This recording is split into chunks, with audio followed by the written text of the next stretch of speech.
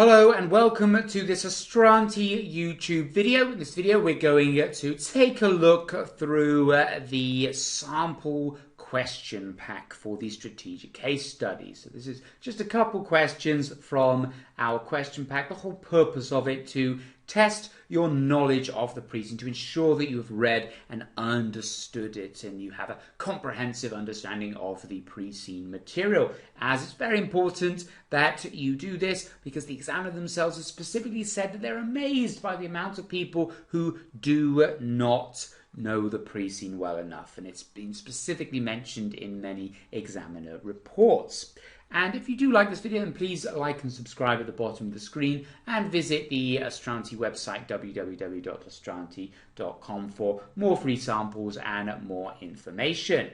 So let's take a look at the question pack. So as I've already mentioned, it's going through the pre-scene, testing your knowledge of it, and it's important that you read and understand the pre-scene, and this should hopefully test to make sure that you have done. So let's look at the first question. The company, so talking about Runnabout here, might want to take advantage of new developing economies as their populations urbanize. What kind of strategy is this? Well, the first thing that's important here is talking about populations urbanizing. So if populations are urbanizing, then there is scope for Runabout services, because we're not going to have shared service hoverboards in the middle of a farming community. People aren't going to be renting hoverboards in that kind of area, so it needs to be quite urbanized. And as economies develop, as countries develop, the people move in, particularly younger people, move in from the rural areas that would have once gone into farming and move into the cities and do more white-collar type jobs. So what kind of strategy is it, though? And you can see that these are, well, four of them at least, are the ANSOF type answers, and one is an emergent strategy, which is a different type of thing. That's more of a type of strategy rather than a strategy management tool or a strategy planning tool. And so let's look at each of these individually. Product development, that's where you have a new product in your existing market. Market development, where you have your same product and you take it to a different market. Diversification, where you have a new product in a new market, so something completely different, and this could be related to your operations or it might be completely different. Or market penetration, which is where you just, in a sense, build on what you already have.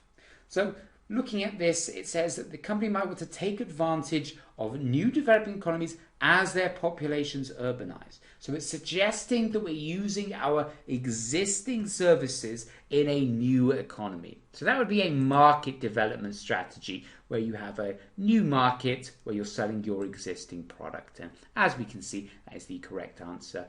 And as I mentioned here, this is defined as a medium risk strategy. It's also important that you consider the risk value of these strategies in your strategic case study exam as well. And market penetration usually seen as a low risk, market and product development seen as a medium risk, and diversification seen as a high risk.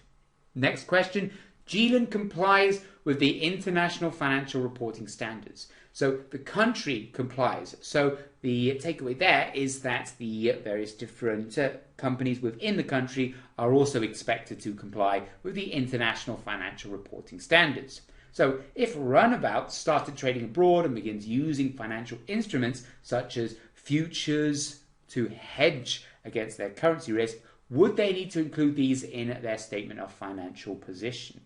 So we know that Runnabout is going to have to comply with the International Financial Reporting Standards, and this is actually quite useful because if lots of different countries have companies that use these standards, it makes it far easier to trade in other countries because everything is standardized. But the important thing here is recognizing financial instruments such as futures required by the International Financial Reporting Standards? Well, yes, it is. In fact, in IFRS 7, it requires companies to disclose information about their financial instruments. So when you see a statement of financial position, you see things like currency reserve, etc., that's what they are referring to.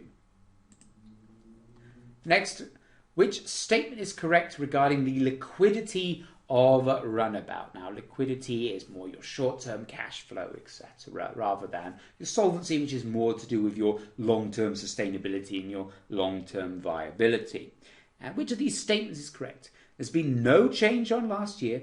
We can't tell without more information. Liquidity is worse than at this point last year, or liquidity has improved. Well, we can tell this without more information because we actually have all the information that we need. The best way of identifying the liquidity in a very simple fashion is to look at your current ratio, which looks at your assets compared to your liabilities, your current assets compared to your current liabilities. And actually, if we look at the current assets and the current liabilities, the liquidity has improved slightly. Only slightly, and to be honest, it is not great. It is still less than 1. And ideally, you would want a liquidity ratio of greater than 1 because it means you have more assets, more short-term assets than you have short-term liabilities. But the ratio is calculated by dividing your current assets by your current liabilities. So in the current year, you can see that the company has assets of 12,535,000,000 and the liabilities are 13,901,000,000. Divide the assets by the liabilities and it gets 0.9017. Now if you use the same figures from the previous year, it's 0.8987. So it's very slight, very marginal improvement, but an improvement nonetheless. So it's very important that this trend continues, and ultimately they should be aiming for a ratio of above 1 because that means you've got more assets than you have liabilities and you're in a better liquidity position. So they're not actually in a good liquid position, but it is technically better than it was at this time last year. So thank you very much for watching this very brief video, just a few questions. There's obviously a lot more in the actual pack, and I hope that those questions will really help you understand the general background of the company and the position that the company is in. If you would like to see more of our case study materials, please do look online on the website www.astranti.com. We've got information on the pre-scene, information on the strategic analysis, so we're comparing the pre-scene to the various different tools in the CIMA syllabus, and our top 10 most likely unseen issues. And across all the various different sittings over the last 5 years and the 3 different levels, of our top 10 issues, we average 7 or 8 of them actually appearing in the exam, or at least across the different variants. We also have the industry analysis document that looks at the industry and has some industry examples that you can use in your exam, which the examiner has said is very important.